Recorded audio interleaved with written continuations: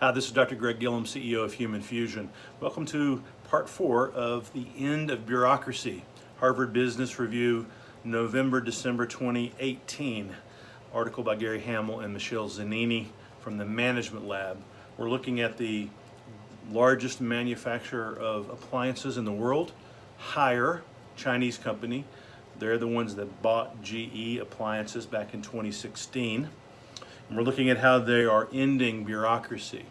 Very unique model here. This strategy looks at moving from internal monopolies to internal contracting.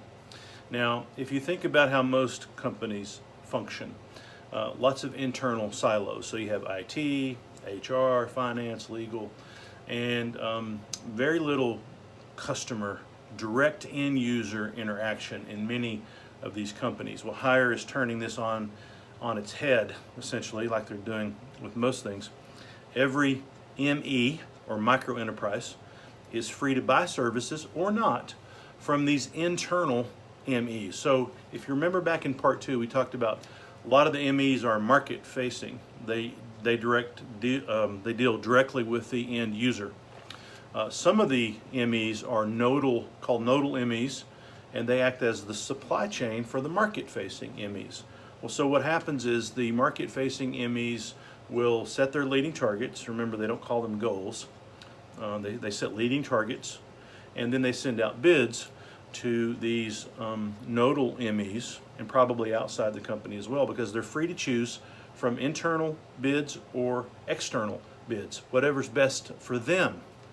And the company helps them here by setting predefined rules about margin split, about performance expectations, that type of thing. So they help them along to a certain extent, but at the end of the day, the ME can choose whether to go or not go with the internal nodal ME. Now, they don't call them contracts, they call them agreements, because if something is not working, they can dissolve the agreement without getting into any contractual problems whatsoever.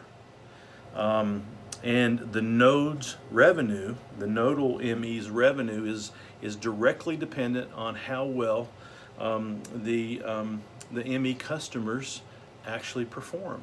And so every node is thus very invested in the performance of the market-facing MEs that they are supporting. Now, this has obvious advantages. It discourages mediocrity. You can't sit on your hands very long when your very job is hanging in the balance. And it unites everyone around the goal of giving the customer, the end user, a fantastic user experience. And then obviously the third benefit is that it creates a lot of flexibility. If something's not working well, you change very quickly, non-bureaucratically, on the fly, and it just works very, very well. If you like these types of management-related videos and you're intrigued, as I am, by these types of articles, please subscribe to Human Fusion, and we'll try to keep you up to date on all the latest trends that are affecting your management practice. Thanks, and have a great day.